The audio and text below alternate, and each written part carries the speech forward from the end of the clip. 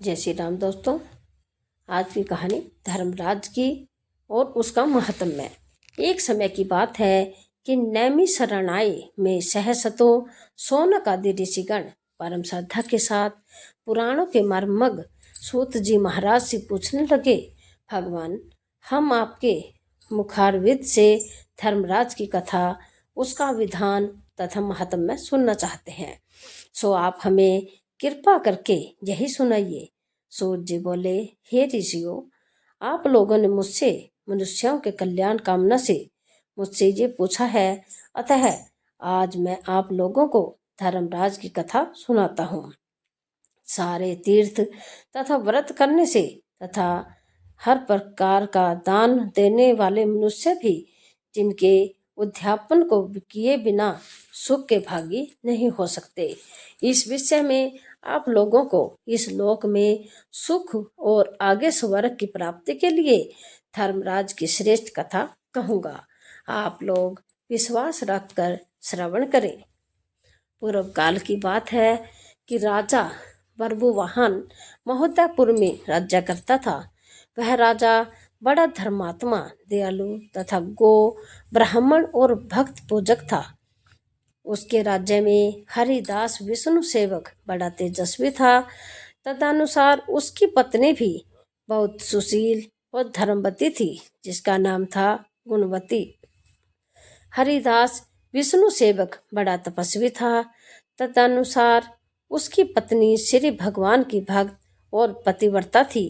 उसने प्राय सभी प्रसिद्ध देवताओं के व्रत किए, परंतु धर्मराज की यानी धर्मराज नाम से प्रभु की सेवा कभी नहीं की। वह गणेश के, चंद्रमा के, हरतालिका आदि देवियों के, रामकृष्ण जन्माष्टमी, महाशिवरात्रि आदि शिव जी के सभी व्रत किया करते थे। बड़ी श्रद्धा से एकादशी का व्रत करती हुई यथाशक्ति दान भी करती रहती थी और अतिथि सेवा से कभी विमुख नहीं रही। इस प्रकार धर्मपरायण यह वृद्ध अवस्था में मृत्यु को प्राप्त हुई तो धर्मचरण में के प्रभाव से यमदूत उसे आदर पूर्वक धर्मराज को ले गई। दक्षिण दिशा में पृथ्वी से कुछ ऊपर अंतरिक्ष में धर्मराज का बड़ा भारी नगर है, जो कि पापी लोगों को भयकारी है। धर्मराज का पुर 1000 योजन का है। वह चौकोर है, उसके 4 द्वार हैं तथा वह हर प्रकार के रत्नों से सौभाग्यमान। कई मनुष्य जो पुण्य भोगने को गए हैं निवास कर रहे हैं। स्थान स्थान पर गीत सुनाई दे रहे हैं और बाजे बज रहे हैं। उस नगर के 7 कोट हैं। उसके बीच में महासुंदर धर्मराज जी का मंदिर है। वह रत्नों से बना हुआ है और अग्नि बिजली बाल सूर्य के समान चमक रहा है। उसके दरवाजों की पेड़ियां सप्तिक मणि की हैं। हीरों की कड़ियों से आंगन चमक रहा है। उसके मध्य में अनुपम सुंदर सिंहासन पर धर्मराज भगवान विराजमान है। उसके पास चित्रगुप्त का स्थान है, जो कि मृत प्राणियों के पाप का लेखा भगवान धर्मराज को सुनाया करते हैं। यमराज के दूत गुणवती को वहां ले गए। उनको देखकर वह भयभीत होकर कांपने लगी। नीचे मुख किए खड़ी गई ही चित्रगुप्त के उसके पूर्व जन्म के किए हुए पाप पुण्य का लेखा जोखा पढ़कर सुनाया। धर्मराज जी उस गुणवती की हरिहर आदि सब देवों में तथा अपने पति में भक्ति देखकर प्रसन्न हुए, पर कुछ उदासी भी उसके मुखमंडल पर छलकती हुई गुणवती को दिखाई दी। धर्मराज जी को उदास देखकर गुणवती ने निवेदन किया कि हे प्रभु, मेरी समझ में कोई दुष्कृत्य नहीं किया, फिर भी आप उदास क्यों हैं?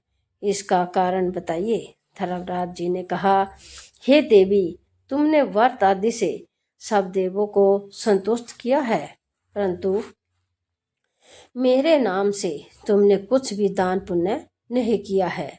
यह सुनकर गुणवती ने कहा, हे भगवान, मेरा अपराध क्षमा करें।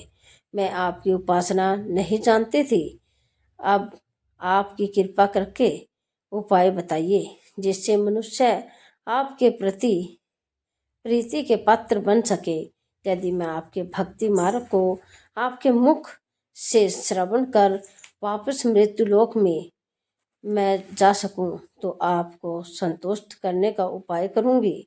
धर्मराज ने कहा, सूर्य भगवान के उत्तरायण में जाते ही जो महापुण्य व्रत मकर संक्रांति आती है उस दिन से मेरी पूजा शुरू करनी चाहिए।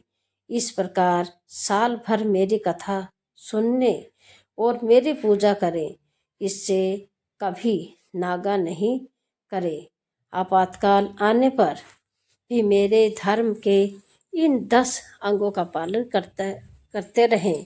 खरीद तथा लाभ, संतोष, क्षमा, नियम द्वारा मन को वश में करना, किसी भी वस्तु को नहीं चुराना, मन से पर स्त्री या पुरुषों से बचना, यानी मन की शुद्धि और शारीरिक शुद्धि, इंद्रियों के वश में रहना, बुद्धि की पवित्रता यानी मन में बुरे विचार न आने देना, शास्त्र विद्या का स्वाध्याय यानी पूजा पाठ, कथा श्रवण या व्रत रखना और तदानुसार दान पुण्य करना, सत्य बोलना, सत्यता का ही व्यवहार और क्रोध ना करना, ये 10 धर्म के लक्षण हैं। और मेरी इस पर कथा को नियम से सदा सुनते रहे और यथाशक्ति दान पुण्य तथा परोपकार करते रहे। जब साल भर बाद फिर मकर संक्रांति आए तब उद्यापन कर दें। सोने की या असमर्थ हो तो चांदी की मूर्ति बनवावे। किसी विद्वान ब्राह्मण के द्वारा पूजन हवन आदि करें। मूर्ति की प्राण प्रतिष्ठा कर पंचामृत से स्नान करा षोडशोपचार से उसकी पूजा करें। साथ में चंद्रगुप्त जी की पूजा करें व सफ़ेद काले तिलों के लड्डू का भोग लगाएं। हमारी पूर्ण पुष्टि के लिए ब्राह्मण को भी भोजन कराएं और पास की छावनी में 5.25 सेर धान्य ज्वार जो मुक्ता तुल्य मानी है किसी मंदिर या ब्राह्मण को भेंट करें। स्वर्ग में चढ़ने के लिए सोने या चांदी की न्यासेनी धर्मराज मंदिर में दान करें।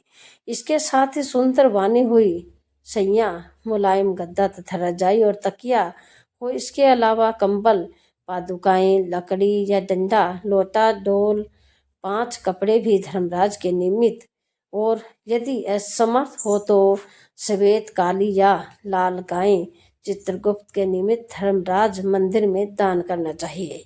ये सभी वस्तुएं सर्वसाधारण के लिए है। धनवान व्यक्ति और भी दान करे तो उत्तम है। गुणवती ने धर्मराज जी से प्रार्थना की, हे प्रभु, यदि ऐसी बात है यमदूत से मुझे छुड़ाकर फिर संसार में भेजिए जिससे मैं आपकी कथा का प्रचार कर सकूं। जो ही उसकी प्रार्थना पर भगवान धर्मराज जी ने गुणवती को भूलोक पर वापस जाने स्वीकृति दे दी। उसी समय उसके मृत शरीर में पुनः प्राणों का संचार हो गया और उसके पुत्र कहने लगे, हमारी माता जी भी जीवित हो गई। उसके बाद गुणवती ने अपने पति और पुत्र आदि को सब बातें बताई और धर्मराज जी ने मनुष्यों के कल्याण के लिए कही थी। और गुणवती ने मकर संक्रांति से विधिवत उसने धर्मराज जी की प्रतिदिन पूजा और कथा आरंभ कर दी और स्वर्ग जाने के लिए दान पुण्य कर्म आदि भी आरंभ करने लगी। इस प्रकार गुणवती साल भर कथा सुनकर धर्म के 10 अंगों का पालन कर जब पुनः मृत उपरांत वापस स्वर्ग में देवताओं ने गुणवती का आदर किया और सदा स्वर्गीय भोगों को भोगती रही। सूत महाराज ने सनकादिक ऋषियों से कहा, हे मुनियों, जिस घर में स्त्री या पुरुष इस धर्मराज भगवान की व्रत कथा को श्रद्धा पढ़े तो वे दुखों से मुक्त हो जाते हैं तथा संपूर्ण दान देने से पाप मुक्त हो जाते हैं। इसमें कोई संशय की बात नहीं कि मृत्यु काल में यमदूत जो लेने आते हैं वह भी उसको आदर पूर्वक ले जाते हैं और धर्मराज भी उसे सदा सुखी रखते हैं। यदि उन मनुष्यों के कुछ पाप बाकी हो तो शीघ्र ही पाप नाश का उपाय बताकर शीघ्र ही पाप मुक्त करने में सहायक बन जाते हैं। गरुड़ पुराण आदि में लिखा है, पापी लोगों को यमदूत भयानक यातनाएं देते हुए ले जाते हैं, परंतु धर्मराज जी की कथा वे दान पुण्य धर्मराज मंदिर में करते हैं, वह मनुष्य यमपुरी में भी कष्ट नहीं पाते। वह मनुष्य शीघ्र ही स्वर्ग तथा मोक्ष को प्राप्त होते हैं। इति श्री सौर पुराणे वैवस्वत खंडे श्री धर्मराज कथा संपूर्ण हुई। ऐसी ही धार्मिक और पौराणिक कथा कहानियों के लिए आप हमारे चैनल को लाइक करें, शेयर करें, सब्सक्राइब करें।